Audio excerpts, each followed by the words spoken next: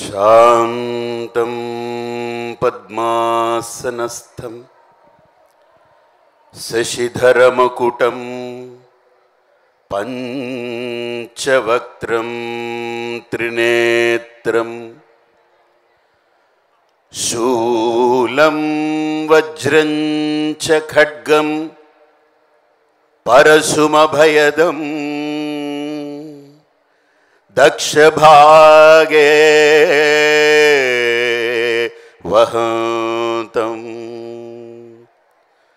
నాగం పాశం చ ఘంటాం ప్రళయహుతవహం సాంకుశం వామభాగే నానాలంకారయుక్తం స్ఫటికమణినిభం పార్వతీశం నమామి.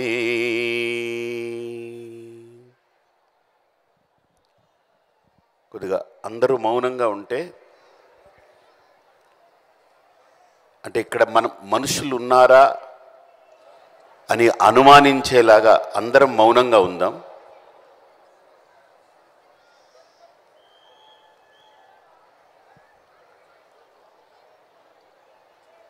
ఇక్కడ మనుషులు గాలి పీల్చుకుంటున్నారా అని కూడా అనుమానం వచ్చేలాగా కొద్దిగా ఒక్క 3 నిమిషాలు మౌనంగా ఉందాం. మీరు ప్రవచనాలు వింటూ ఉన్నారు. 14 సంవత్సరాల ఒక సాధనతో కూడుకున్న ఒక వేదిక, భక్తి వేదిక. ఇది ఎందరో మహనీయుల్ని, మహాత్ముల్ని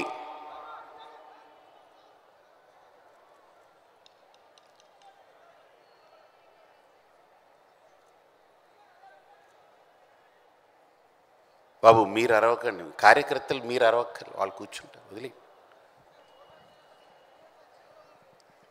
సాధువుల్ని, పండితుల్ని, కవులని,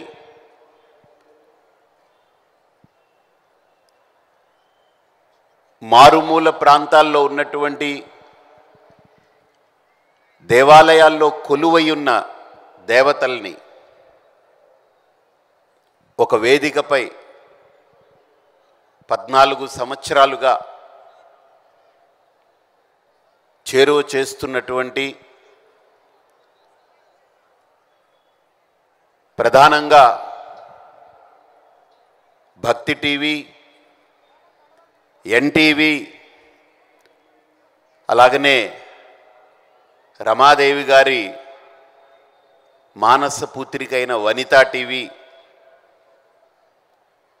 ఈ 3 కలగలిపినటువంటి ఈ సంస్థ, నరేంద్ర చౌదరి గారు,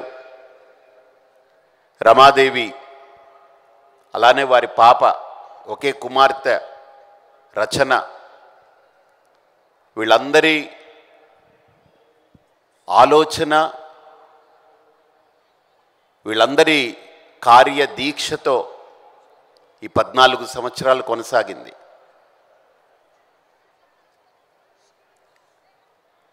అలాంటి వేదిక పైన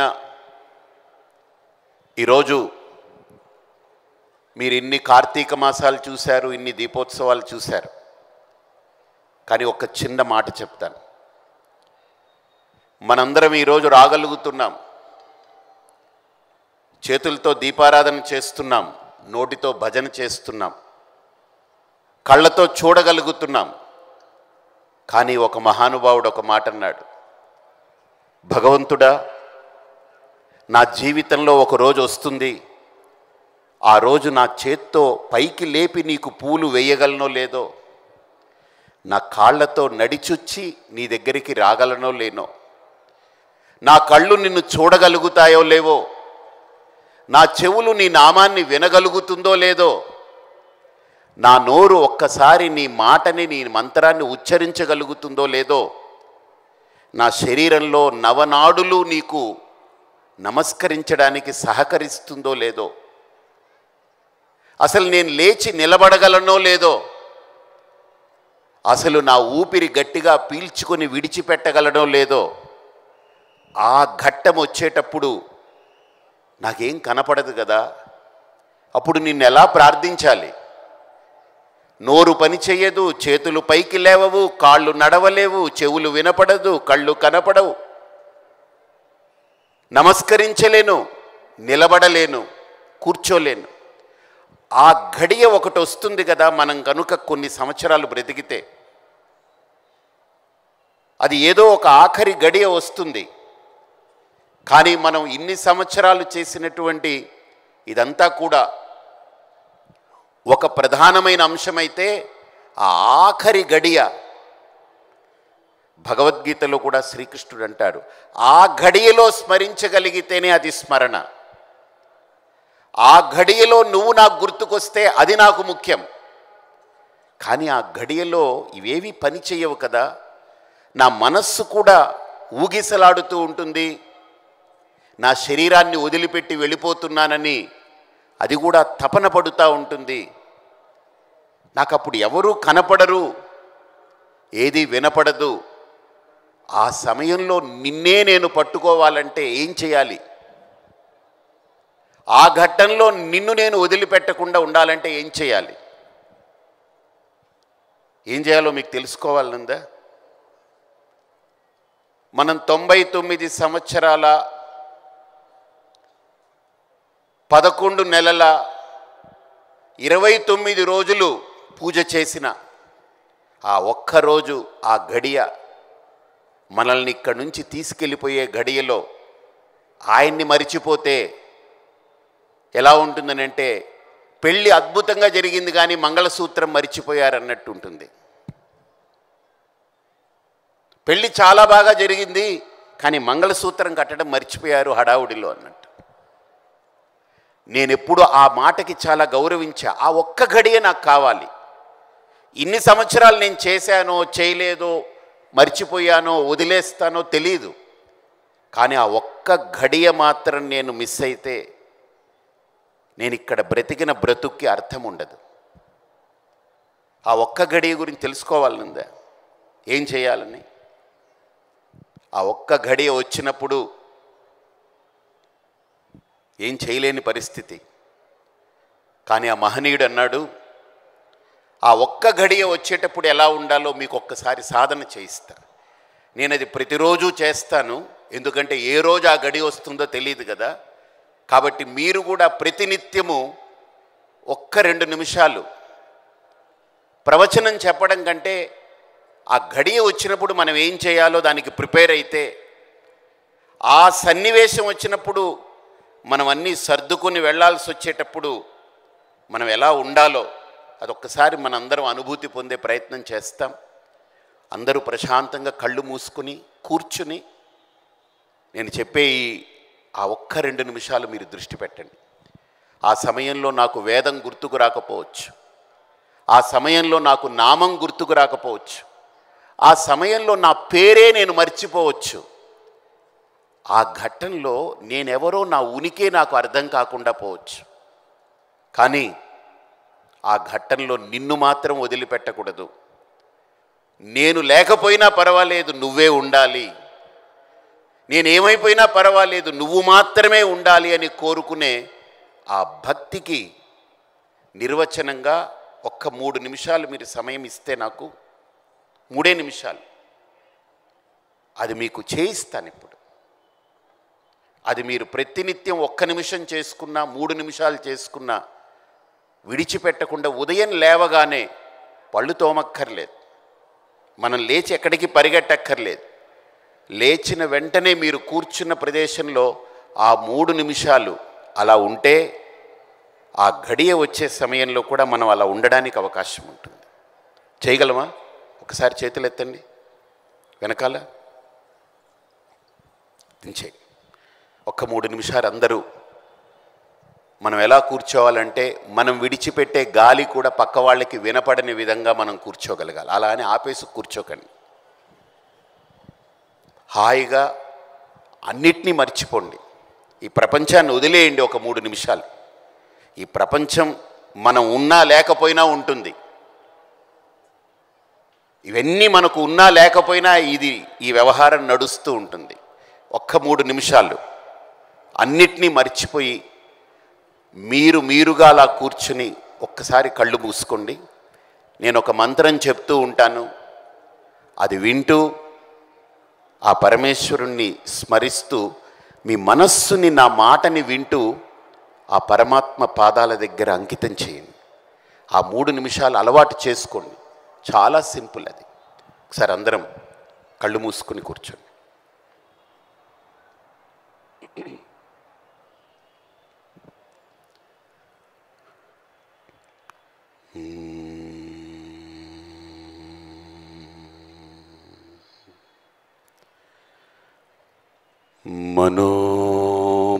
మనోబుద్ధ్యహంకార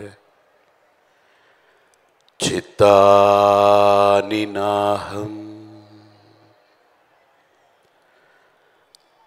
న శ్రోత్రం న జిహ్వే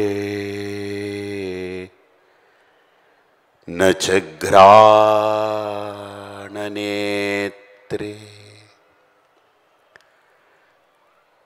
న చ వ్యోమ భూమిః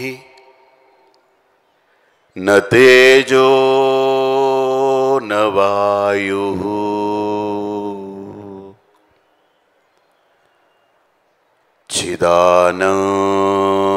చిదానందరూపః శివోహం శివోహం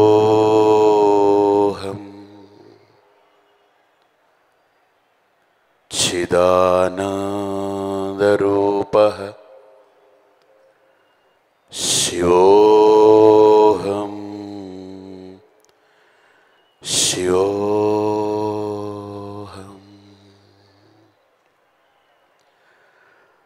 న మే మృత్యుశంకా న మే జాతిభేదా పితా నైవ మే నైవ మాతా న జన్మా న ధర్మో న చార్థో న కామో న మోక్షః చిదానందరూపః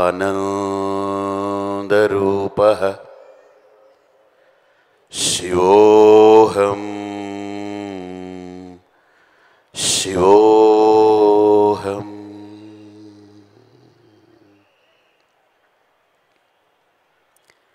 శివోహం శివోహం శివోహం శివోహం.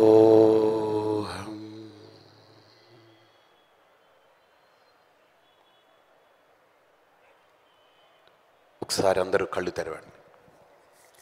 ఈ మంత్రం అర్థం ఏంటనంటే,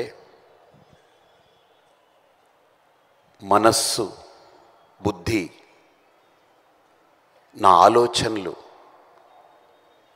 నా ఇంద్రియాలు, నా శరీరం, ఇవన్నీ నేను కాకుండా అయిపోతాను ఒకరోజు. ఆ రోజు నేనే నాకు అర్థం కాకుండా పోతాను.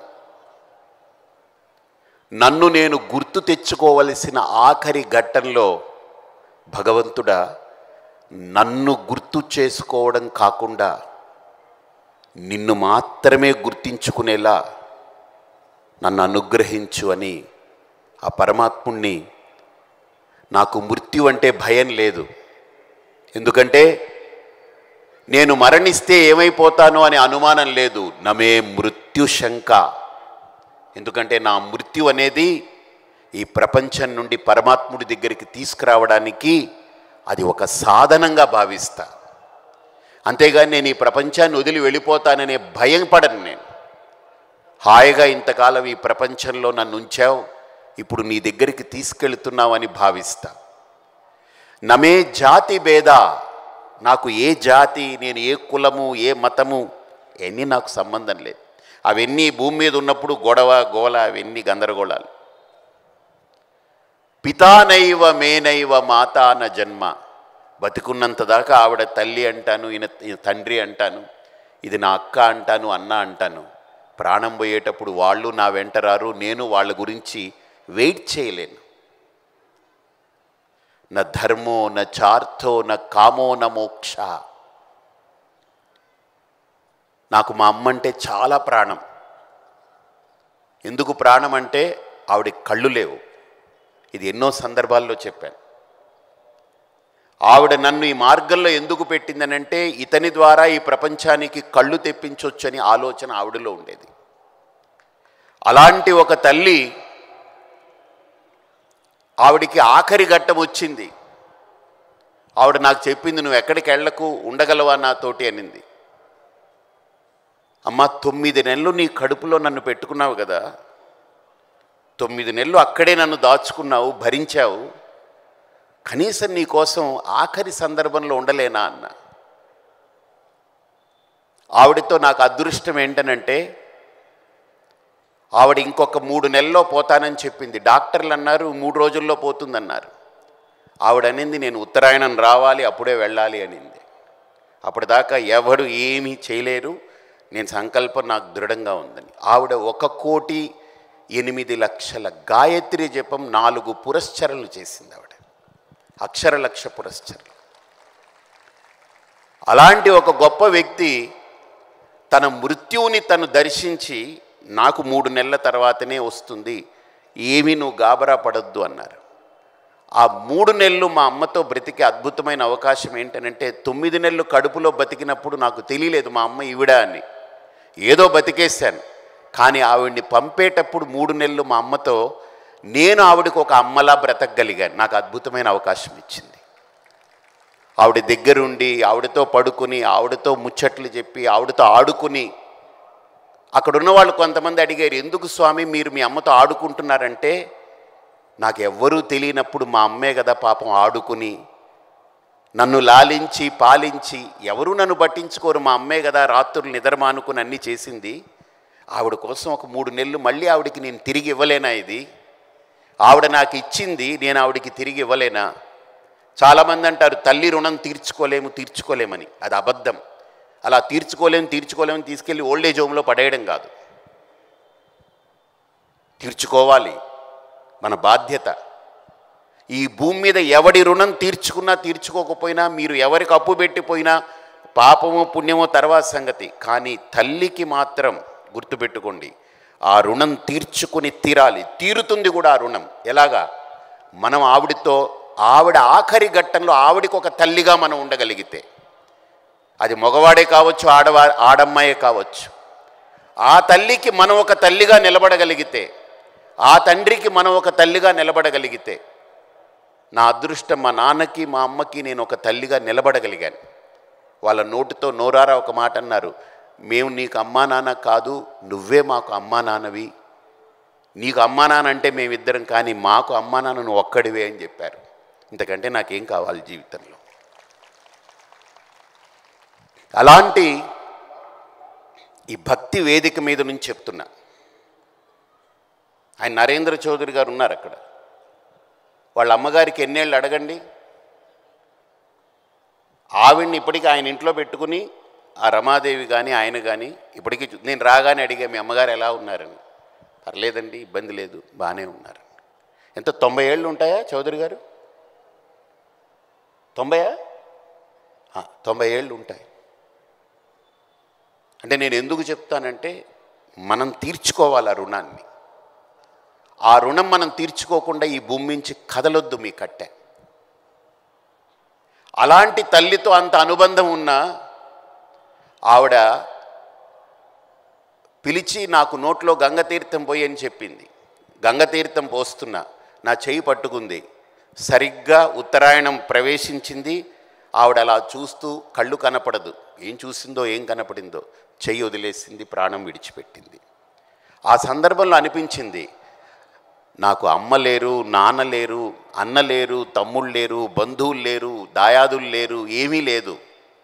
కానీ అన్నీ ఉన్నా ఒకరోజు ఏమీ లేని స్థితికి వస్తాం. ఆ సందర్భంలో భగవంతుడా, నువ్వు నన్ను విడిచిపెట్టకు. ఇప్పుడు నువ్వు నన్ను పట్టుకున్నా పట్టుకోకపోయినా నాకు ఓపిక ఉంది. ఇప్పుడు నువ్వు నన్ను నడిపించినా నడిపించకపోయినా బుద్ధి పనిచేస్తుంది, నా కాళ్ళు పనిచేస్తున్నాయి, ఓపిక ఉంది. కానీ అన్నీ వదిలి నీ దగ్గరికి వచ్చే సందర్భంలో నిన్ను గుర్తుంచుకోకపోతే నేను నీ దగ్గరికి రావడానికి అర్హత కోల్పోతాను. కాబట్టి ఆ ఆఖరి ఘట్టం మన జీవితంలో ఆ భగవంతుణ్ణి చేర్చడానికి పనికి రావాలి. అందుకనే ఒకళ్ళు అడిగారు, ఏమిటి నిర్వాణ షట్కంలో ఆదిశంకర్ల వారు ఏమిటి తల్లి లేదు, తండ్రి లేరు, అమ్మ లేరు, నాన్న లేరు, ధర్మం లేదు, అర్థం లేదు, కామం లేదు, మోక్షం లేదన్నారు, ఎలా లేదు అని అంటే నేను ఒక్క మాట చెప్పాను, అవన్నీ లేవని కాదు, అవన్నీ నాకు లేకుండా అయిపోయే రోజు వస్తుంది, అప్పుడు కూడా నువ్వే నాకు కావాలి. అందుకనే చిదానంద రూప శివోహం శివోహమని ఇప్పుడు మనం పట్టుకోవలసినటువంటి అవసరం. కాబట్టి ఇంత పవిత్రమైన కార్తీక మాసంలో నేను ఎక్కువ మాట్లాడాలనుకోవట్లేదు, ఎందుకంటే నేను కూడా ఇప్పుడు చాలా దూరం వెళ్ళాలి.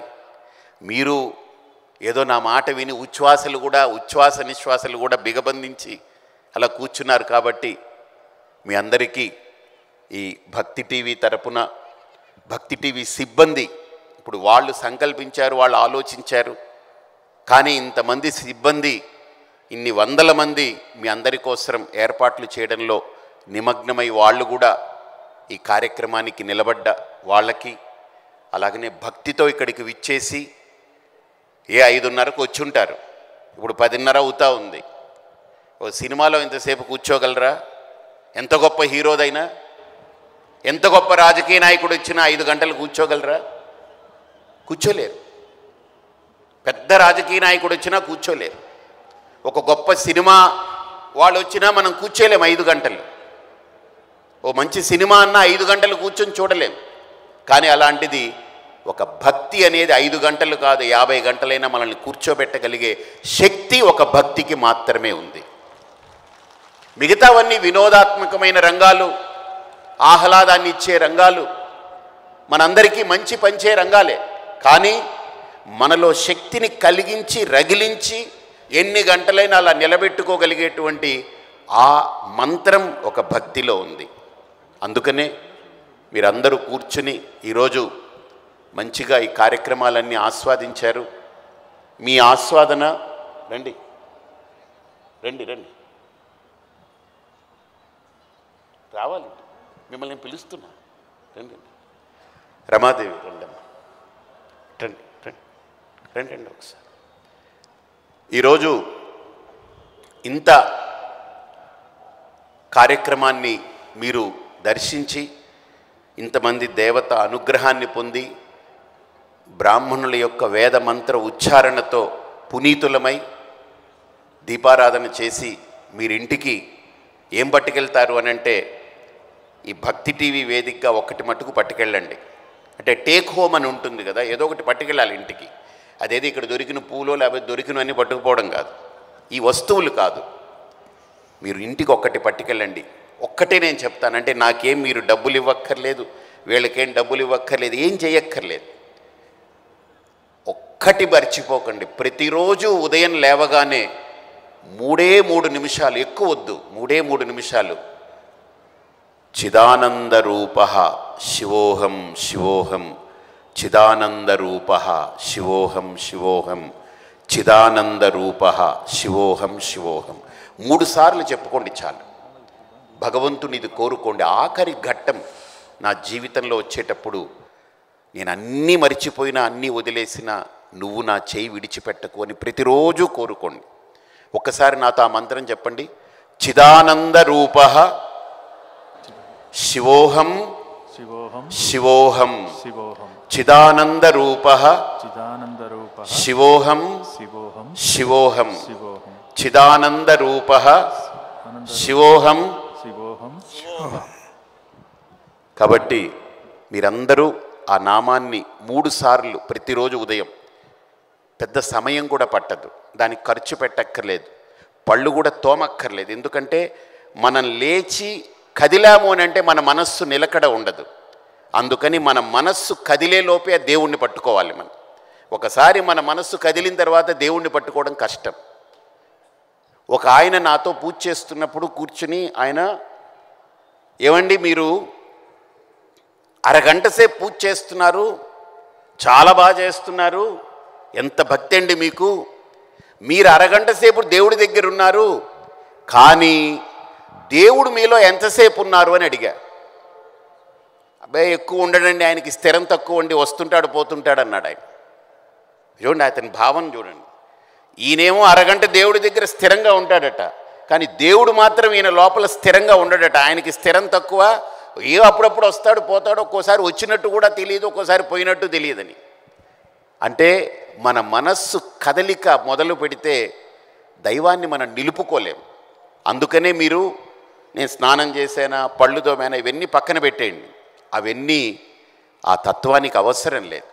కాబట్టి ఉదయం లేచిన వెంటనే మీరు కూర్చున్న ప్రదేశంలోనే చిదానందరూపః శివోహం శివోహం, చిదానందరూపః శివోహం శివోహం, చిదానందరూపః శివోహం శివోహం.